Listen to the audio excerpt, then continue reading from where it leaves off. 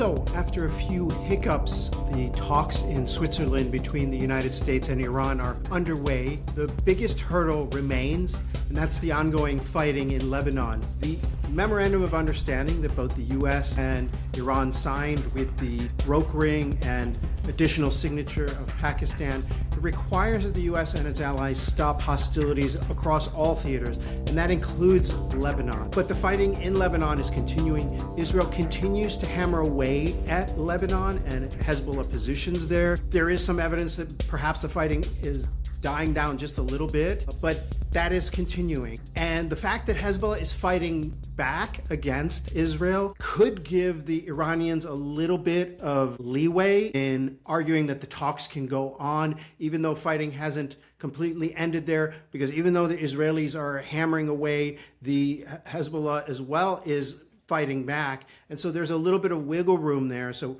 Iran could give a little bit of an exception. I don't think it's actually pretty credible because the Israelis are on an offensive trying to capture key Hezbollah positions, and Hezbollah is trying to defend those positions in southern Lebanon, but it gives a little bit of wiggle room. And that's probably why the talks happened, even though the fighting has not really stopped. But then on Saturday and Sunday, there came a whole new problem.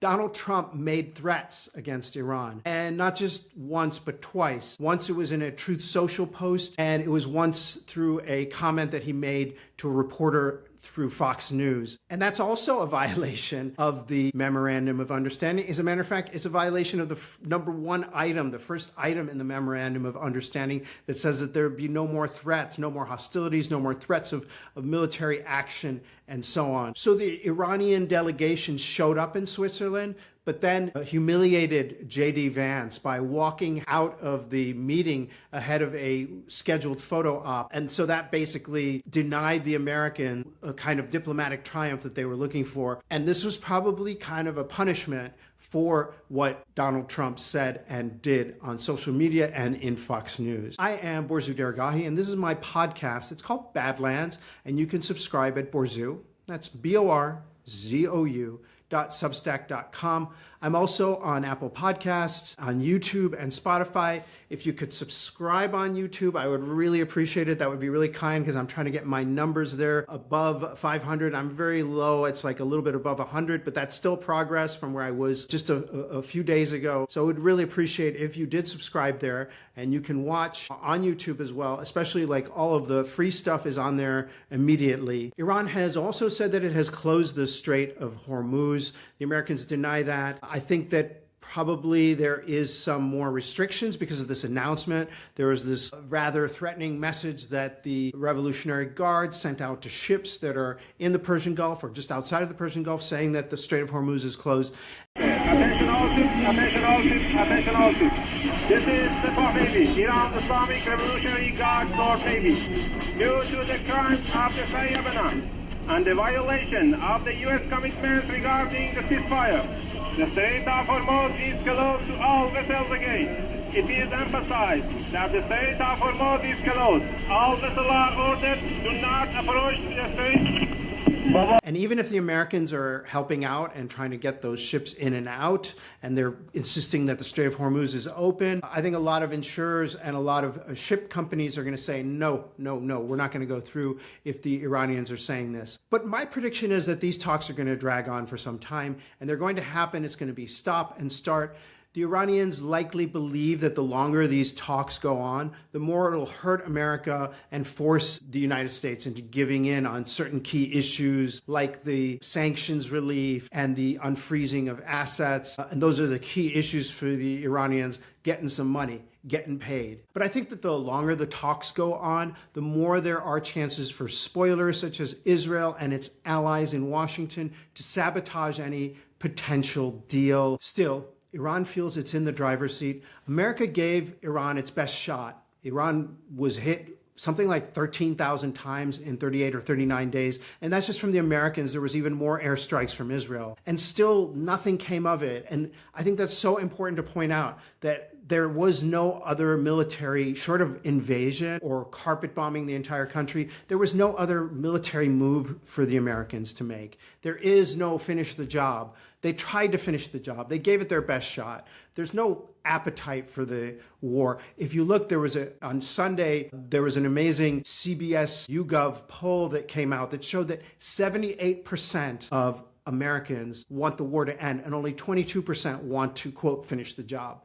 Now, I joke on Twitter that 22% is probably even less than the number of Iranians that want the war to continue. There very well might be 25 or 30% of Iranians who are so against the regime in Tehran that they want the war to continue. So actually, more Iranians might very well be in favor of the war than Americans. That's how unpopular this war is. So to all the warmongers out there and to all the neoconservatives who say finish the job, there's no appetite for it and there's no military solution. And so just shut up, just stop and give up. America gave it its best shot. Israel maneuvered the United States into launching this war, and it's finished, it's over. And over the weekend, there was this hilarious bit by one of my favorite comedians, his name is Tim Dillon, in which he described the situation between Iran and the US. Let's listen in or watch. We're the mommy, and Iran's our daughter, and Iran's a little bit of a bad girl.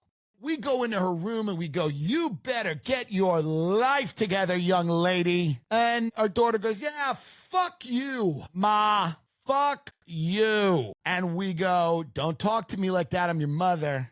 And I brought you into this world and I can take you out of it. And then our daughter goes, yeah, try. And then the mother goes to grab her and puts her in a headlock. But the daughter sneaks out of it and gets into mom's car. And the mom goes, I need that car. I got to go to work. You're fucking my money up. And the daughter goes, well, then raise my curfew. And the mom goes, motherfucker, you're a cunt. And the daughter goes, you're going to raise my curfew. I got out of that headlock, you dumb bitch. I'm going out Saturday night till 12 because everybody else is. Remove sanctions against me, you fat bitch. You fat boomer bitch. You remove those sanctions against me or I'll steal your fucking car. You won't get to work and you'll lose your fucking money. And that's all you care about at the end of the day, you fat beanie baby collecting boomer bitch. And you go, fuck, fine. So then you sit your fat ass down and you write a 14-point deal with your cunt daughter. And you go, we will raise your curfew till 12, but you will submit to random drug testing at a scheduled time, blah, blah, blah, blah, blah. You will not let your boyfriend in the house when we are not home, but you will rejoin the international community. We will take you on our family vacation. We will. So Iran's in her straight up bad girl era. Iran is at the high school with the cig in the mouth, lit the ciggy, going, that bitch thought she had me. She came and put me in a headlock, but I slipped out of it and my curfew's raised. And all of the other people are like, this is fucking wild. All the other kids at the school are looking at Iran going, wow. I spoke recently with Fahd Hassan of Pakistan's Express 24/7 News. It was a nice discussion. We talked a little bit about the role that Lebanon is playing in preventing a durable peace agreement and how the U.S. and Israel's diverging interests are actually making a peace deal even more possible than it would otherwise be. We also spoke about the role of diplomacy in making the talks in Switzerland come together, including the very important role that Pakistan has played. What are you hearing in terms of the follow-up to the signing of the MOU? Well, what happened is that the fighting flared up in Lebanon, and Iran basically says that that is a violation of the first term of the Memorandum of Understanding. That is a peace through and a ceasefire, a cessation of hostilities through all territory. And what happened was that Israel decided on this kind of an expansionist policy in southern Lebanon. It decided to move forward with its positions. In response to that, Hezbollah continued its fighting, and either it got lucky or it used some new tools, probably a combination of the both, and it hit a couple of targets, including a Merkava tank, in which it killed 4 Israeli soldiers. That prompted Israel to fire even more aggressively on the towns and villages surrounding the the city of Nabatea in southern Lebanon. This was for Iran a kind of an opportunity to really put pressure on the U.S.-Israeli relationship. So they basically pulled out of the talks. Meanwhile, it does not appear that the Strait of Hormuz has been reclosed. There appears to be traffic still moving on the Strait of Hormuz. And I think Iran also managed in the interim to pocket some billions of frozen assets. So I think that they're basically, Iran is dragging the process out, as many predicted that it would. It will try to get as many concessions as possible. It will use the negotiations to try to hurt the U.S.-Israeli relationship. Now, obviously, there are a couple of very important aspects that we need to discuss in terms of, how this process could move forward. And obviously, one of the main urgent concerns is this, what you referred to, the fact that despite the assurance in the MOU that fighting in Lebanon would stop, Israeli aggression in Lebanon would stop, that is not. We also heard the U.S. Vice President using very strong language against the Israeli government, almost unprecedented in terms of the choice of words and the tone in which he warned Israel. So it seems to me that the Americans know very well that if Israel was not checked, it could wreck this very carefully crafted MOU. But are there any indications that the Americans would go beyond strong language and compel Netanyahu and his government to stop its aggression in Lebanon? Yeah, I'm not sure about the second part of that. I don't think that the U.S. right now will do something, but sometime perhaps in the coming weeks as the crisis deepens, as it probably will deepen. But Fahd, I have to say that nothing he said, nothing JD Vance said was really against the Israelis. He was just stating some very harsh truths that U.S. politicians don't normally state. He said that Israel was very, very isolated, that it has no other friends on the world stage except for the United States right now. There's a critical implication there that this was because of Israel's actions and maneuvers throughout the Middle East that had lost so many friends and allies and become a kind of a burden to the United States in a way. But he didn't exactly say that. But he also added that Israel's defense is largely contingent upon the United States. And this is something that American politicians are loath to say. He disclosed that 2/3 of the missile interceptors and defense tools that were used in the recent war since February 28th to defend Israel were from the American stockpile, paid for by American taxpayers. That is just something that American politicians don't say. Yeah, I think that there is a tough situation there between Israel and the U.S. in that their interests have become totally unaligned. As long as the interests were basically both countries wanting to degrade Iran's military capacity, those interests were aligned. But now that it's become a more subtle diplomatic game, so to speak, the interests between Israel and the U.S. are totally out of sync. Israel has its projects, it has its regional projects. It wants to drag the U.S. into those projects. Meanwhile, Donald Trump has an election to win. His party must do well in the upcoming midterm elections. Donald Trump has oligarch friends to please, and they don't want the Strait of Hormuz closed anymore, and they want this whole business finished. And so you have a situation where Iran is using this Lebanon issue, and there are deeper connections, as Pakistanis know very well, between relations between Shia in Lebanon and Pakistan and Iran and Iraq and so on. So there's a deep historical tie. It's not just totally opportunistic and instrumental, but they're using their role as the traditional protector of the Shia of Lebanon to put pressure on the U.S., put pressure on Israel, and contribute to the widening and divergences between those two countries. At the same time, I think one of the important developments that has happened is that Prime Minister of Pakistan may be going to Saudi Arabia in a day or two. And he's also invited the President of Iran to come to Islamabad, which he is reported to have accepted. So from our point of view, the way that we are looking at it, obviously Pakistan's role continues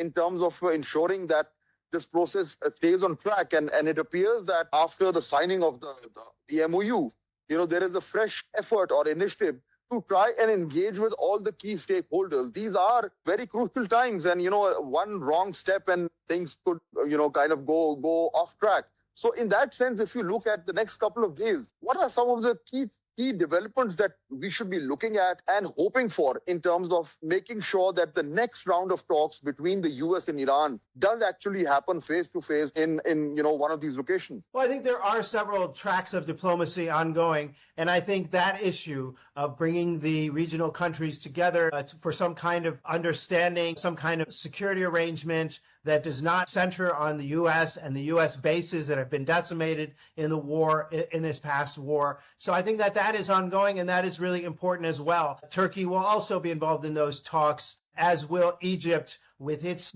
huge interest maintaining the opening of that strait in the Bab el-Mandeb and preventing Yemen's Houthis from having a motive to close that strait. But also, this issue of Israel and Lebanon is one that can't go away. Unfortunately, it can't be wished away because Lebanon is occupied by Israel right now. Some people in the Iranian political scene see the occupation itself as intolerable. Others say that the occupation can be removed at the end of the 60-day process. But, there's a tension there as well, and you can't remove that issue. Israel sees its interests in continuing to crush Hezbollah. And they also see an advantage. It's a buy one, get one free, because they can continue to expand the security zone in southern Lebanon. At the same time, they can sabotage this peace deal, this Pakistan brokered peace deal that they want to sabotage and have always wanted to sabotage by continuing to attack. But I think in terms of taking the process forward, two things seem important. One, of course, as you mentioned, that there is a practical application of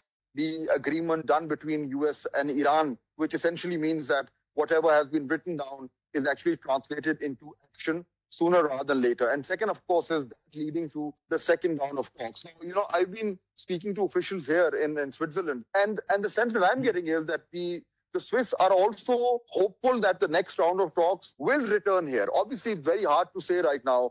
Things are up in the air, but they haven't completely wound down the process here. So they're looking forward to some developments where they can host the delegations here. Perhaps Pakistan can host the next round of talks. So all of this is being discussed. But I think the key thing that we are probably looking at is some development which suggests that in the wake of the signing of the MOU, the process is moving forward in terms of specifics as opposed to just empty rhetoric. But yeah, Fahd, though, you can look forward to this. The Iranians will try to drag this process out.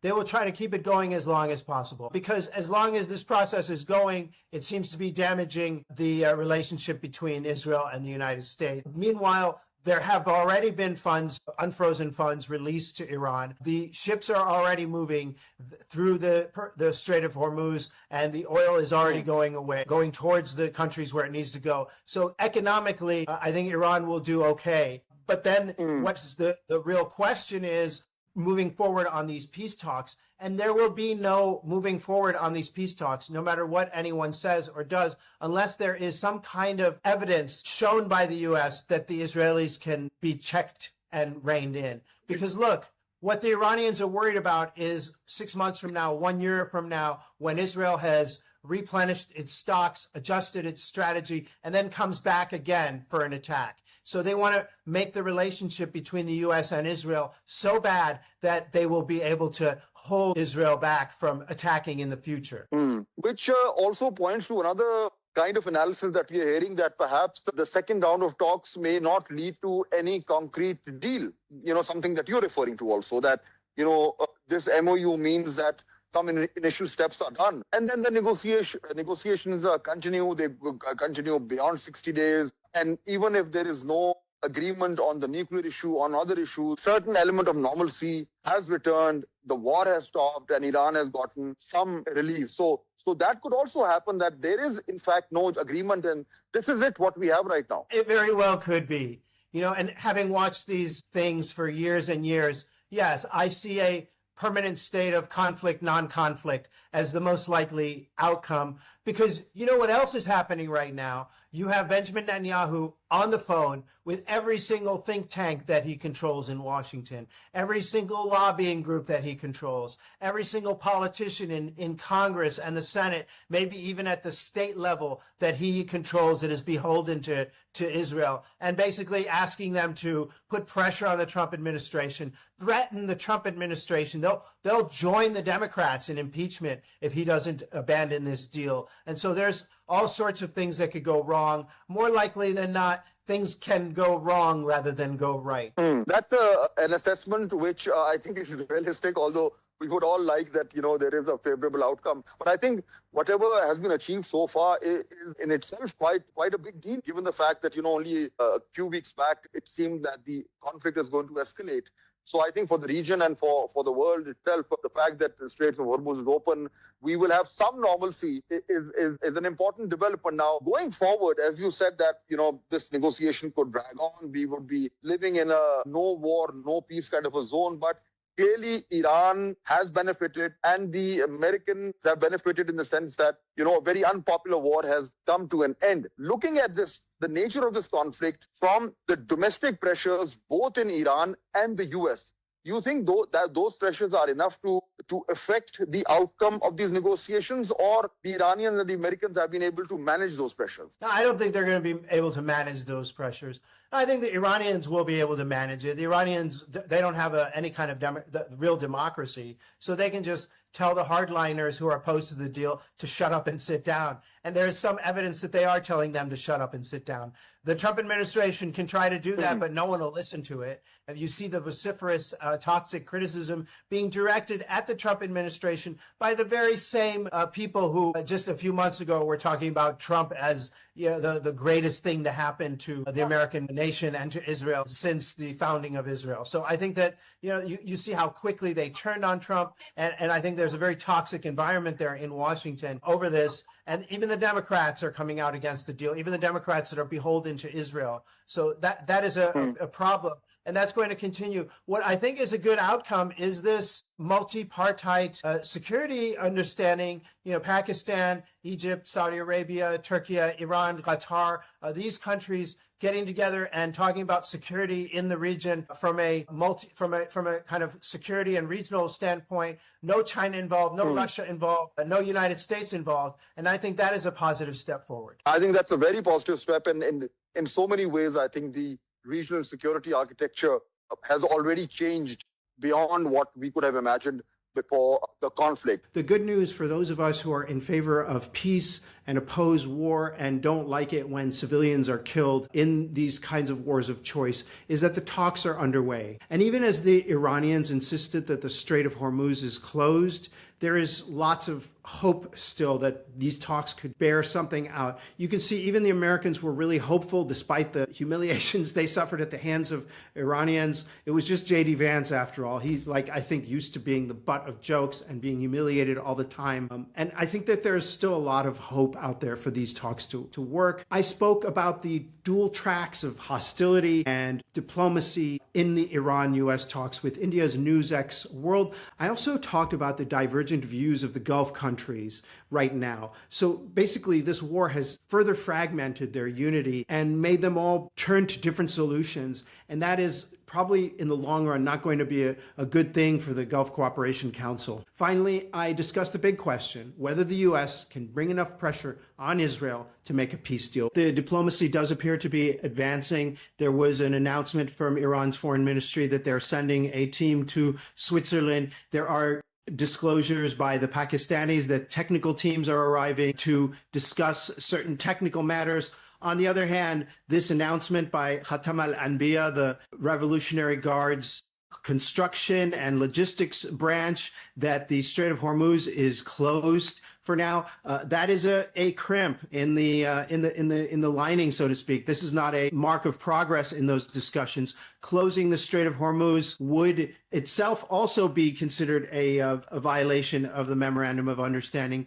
just as the ongoing fighting in Lebanon is considered a violation of the Memorandum of Understanding. So there's some complications there. How they'll work it out, whether they'll work it out in Geneva, I'm not sure. It looks doubtful. So I think that what's probably going to happen is that both sides are just going to muddle along, and there will be continued disruptions to energy markets. What do you think Gulf countries, especially the GCC countries who have suffered so much from this Strait of Hormuz closing, and they've worked so hard toward reopening as well as mediation efforts between U.S. and Iran, Where do you think they stand? Well, I think that the Gulf countries are in a real bind. On the one hand, you had some of those Gulf countries who really doubled and tripled down on the alliance with the U.S. and implicitly with Israel, and they feel very burned. And they're looking at these new security arrangements that are coming about. They're looking towards the Saudi, Pakistan, Egypt, Turkey kind of partnership that is developing as a way of guaranteeing security for the Gulf. But it must also be said that some of the Gulf countries are suffering more than others. The UAE, Saudi Arabia have other channels for disposing of their oil and critical molecules, whereas, for example, Kuwait and especially Iraq, which is not a rich country, which is a poor country, is very much suffering from this situation. It doesn't have the alternative channels. So because each of these Gulf countries have different priorities and different channels for selling their products, they are disjointed and fragmented as well, not operating in unison with each other, operating in a kind of disjointed and fragmented way, and really looking to both Iran and this quadripartite emerging security leadership to restore order to the situation now. Now, Iran has said that it has closed the Strait of Hormuz. There's no ship tracking evidence yet that confirms that, but very likely, more than likely, it's enough. It's enough for Iran to just say the Strait of Hormuz is closed and Lloyd's of London will tell the ships no more insurance for you. And that will block some passage and transit, regardless of what the U.S. says. If the U.S. says, no, it's open, they're going to call London and the insurers are going to say it's a no-go. And so that will continue to hurt the global economy. That will continue to give Iran power and control over this. Can U.S. make Israel comply with this situation, with this truce, with exclusion of Israel and Hezbollah in these talks? I don't think it can force Israel to comply with the truce, but it can put unbearable pressure on Israel. And primarily that would involve, for example, if and when Israel is attacked by Iran with rockets in response to an incursion in Lebanon, the United States could simply refuse to offer its interceptors, its defensive weapons that are stationed in Jordan, and, for example, use the military equipment that is American-owned inside Israel to defend against that. And that would put a certain measure of pressure on Israel. In order for the United States to do that, there would have to be very seismic changes in Washington. But there is an attempt right now by Iran, and this is part of their strategy, to break apart this relationship between the United States and Israel. And they are putting pressure on that with the demand that Lebanon be part of this memorandum of understanding. Part of the rather cynical and strategic aspect of that was to break apart Israel and the United States, to make it so that these frictions that are already there inside the Democratic Party, inside the Republican Party, inside the permanent national security apparatus over whether to vehemently support Israel or to jettison it, to make those frictions even more prevalent and to create cracks in the bipartisan and security apparatus consensus that gives Israel steadfast support. Hey, thank you so much for listening to this episode of Badlands. You can subscribe at gurzu.substack.com. I'm also on Spotify and on Apple Podcasts and on YouTube.